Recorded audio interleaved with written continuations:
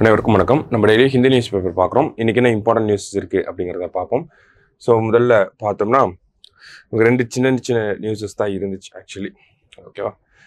So first பார்த்தோம்னா இந்த இடத்துல Lothal will become global hub for maritime heritage அப்படின்னு சொல்லியிருக்கிறாங்க. ஓகேங்களா? ஸோ லோத்தல் ஏன் மேரிடைம் ஹப்பாக வரப்போகுது அப்படிங்கிறத பார்த்தோம்னா, அங்கே சாகர்மாலா அப்படிங்கிற திட்டத்துக்கு கீழே ஷிப்பிங் மினிஸ்ட்ரி ஒரு முக்கியமான ப்ராஜெக்டை டெவலப் பண்ணிட்டு இருக்காங்க. அது என்ன ப்ராஜெக்ட் அப்படின்னு பார்த்தோம்னா, நேஷனல் மேரிடைம் ஹெரிட்டேஜ் காம்ப்ளெக்ஸ் அப்படிங்கிறது குஜராத்தில் இருக்கக்கூடிய லோத்தல் பகுதியில் வரப்போகுது. லோத்தல் நமக்கு தெரியும், ஹரப்பா நாகரிகத்தில் ஒரு துறைமுக நகரமாக இருந்தது தான் லோத்தல். கிட்டத்தட்ட 2400 ஆண்டுகள் பழமை வாய்ந்த நகரம். நமக்கு வெளிநாட்டு தொடர்புகள் ஹரப்பா சிவிலைசேஷன் நாகரிகத்தில் இருந்ததுக்கான சான்றுகள் இங்கே நிறையாவே கிடைக்கப்பட்டிருக்கு இல்லையா? ஸோ அந்த இடத்த தான் ஒரு வேர்ல்ட் கிளாஸ் ஃபெசிலிட்டியாக இந்தியன் கவர்மெண்ட் பில்ட் பண்ணிட்டு இருக்காங்க.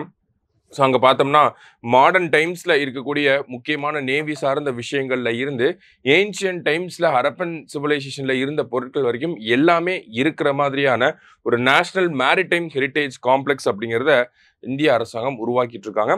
எங்கே உருவாக்கிட்டு இருக்காங்க அப்படின்னு பார்த்தோம்னா, லோத்தல் அப்படிங்கிற பகுதியில் உருவாக்கிட்டு இருக்காங்க.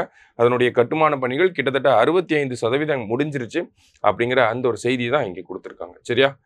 அடுத்ததாக பார்த்தோம்னா, தமிழகம் சார்ந்து ஒரு திட்டம் இருந்துச்சு. என்ன திட்டம் அப்படின்னு பார்த்தோம்னா, நம்ம முதலமைச்சர் அவர்கள் புதுமை பெண் திட்டத்தினுடைய விரிவாக்கம் அப்படிங்கிறத தொடங்கி வைக்க போறார். எங்க வச்சு தொடங்கி வைக்க போறாங்க அப்படிங்கிறத பார்த்தோம்னா, தூத்துக்குடி மாவட்டத்தில் வச்சு புதுமை பெண் திட்டத்துக்கான அந்த விரிவாக்க விழா அப்படிங்கிறது இருக்க போகுது. சரிங்களா?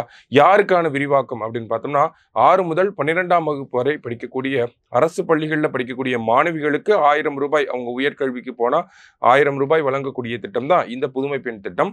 இது பட்ஜெட்டில் பார்த்தோம்னா, அரசு உதவி பெறும் பள்ளிகளில் படித்த தமிழ் மொழியில் படித்த அந்த மாணவிகளுக்கும் இந்த திட்டம் விரிவாக்கம் செய்யப்படும் அப்படிங்கிறத சொல்லியிருந்தாங்க.